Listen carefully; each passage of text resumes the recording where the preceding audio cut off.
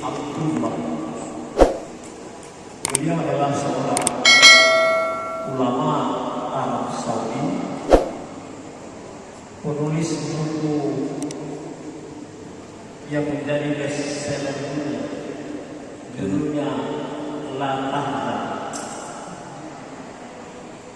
Ada karya tulis terakhir dari beliau, judulnya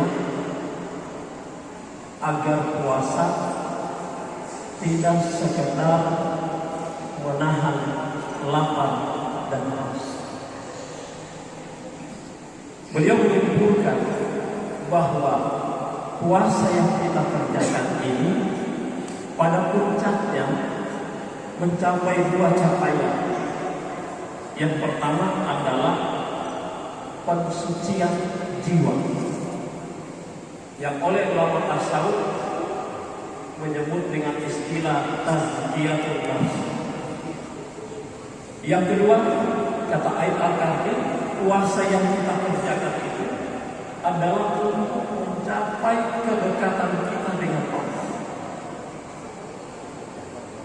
Nah, capaian ini hanya dapat kita kerjakan ketika kita meningkatkan kualitas ibadah puasa yang kita kerjakan. Makanya garansi Allah terhadap orang berpuasa itu seperti hadis Rasulullah, "Man shoma Ramadhana imanan wa ihtisaban, ghufira lahu ma taqaddama min dzambi." Ataupun dengan sholat malam yang kita kerjakan.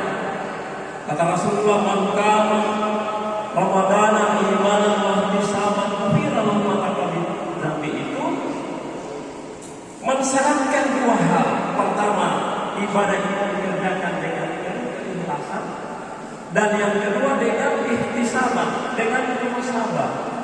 Artinya ada introspeksi secara internal dalam diri kita, bagaimana kualitas puasa yang kita kerjakan. Makanya tadi malam saya sampaikan, kalau hanya berpuasa secara lahiriah, menahan lapar, haus, dan hubungan suami istri di siang hari, itu sudah selesai. Nah, tapi bagaimana kemudian kita tidak sekedar itu, tapi kita berikhtiar untuk mampu mempuasakan batiniah. Paling tidak kita berusaha untuk jangan sampai terjebak kepada sekedar menahan lapar dan haus tadi. Nah, dengan demikian, sebagaimana yang disampaikan oleh Aid Al-Karni tadi, berarti puasa kita harus bisa mensucikan jiwa kita. Makanya ketika orang selesai puasa, di satu Syawal itu kembali kepada fitrah. Itulah yang dimaksudkan dengan kesucian jiwa tadi.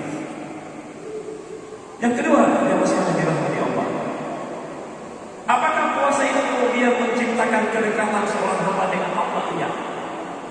Kalau kita membuka ayat-ayat Al-Quran yang berkenaan dengan puasa dari surah Al-Baqarah 183 sampai dengan surah Al-Baqarah 187, ada ayat yang terselip di tengah ayat-ayat puasa itu yang menunjukkan tentang kedekatan seorang hamba dengan Allah. 183 sampai 87 itu semuanya bicara puasa. Tapi ada ayat di tengahnya di 185 kalau tidak salah, Allah berfirman, "Wa iza sa'alaka ibadi anni fa inni qarib." Apabila hamba-hambaku bertanya tentang aku, kata Allah, sampaikan aku itu qarib, aku itu dekat. Nah, ternyata jemaah sekalian, puasa yang kita kerjakan mendidik kita, mentraining kita yang dalam dunia tasawuf, dunia sufistik menyebutnya dengan riyadhah. Apa itu? Latihan batiniah kita, latihan ruhani kita untuk kemudian hidup dekat dengan Allah. Yang sudah dirahmati Allah, mana bukti konkret kedekatan dengan kita dengan Allah pada saat berpuasa? Ketika di siang hari tengah hari, pada saat puncak-puncaknya lapar dan haus, hanya kita sendiri berada di dalam rumah, tidak ada orang. Silakan saja pintu rumah ditutup, masuk di dalam kamar, tutup pintu kamar, lalu hanya kita sendiri juga di dalam kamar. Terus kemudian di situ ada sisa makanan. Kenapa kita tidak berani untuk makan walaupun sedikit? Atau ada air minum di situ, kita minum walaupun hanya sedikit, kita tidak lakukan.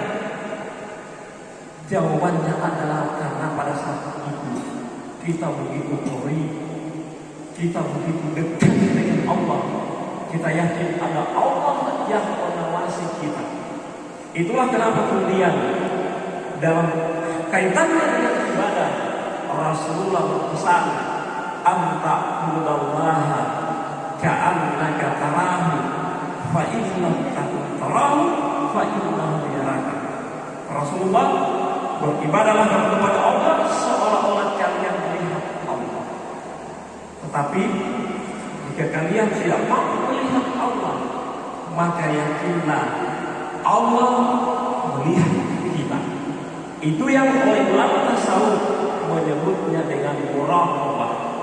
Muraqabah itu adalah orang-orang yang selalu merasa dilihat oleh Allah.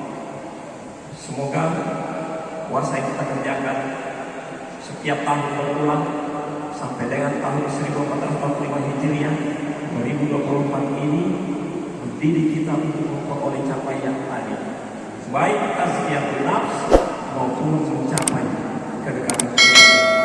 Demikian, nasrul minallahi wa fathun qarib. Assalamualaikum warahmatullahi wabarakatuh.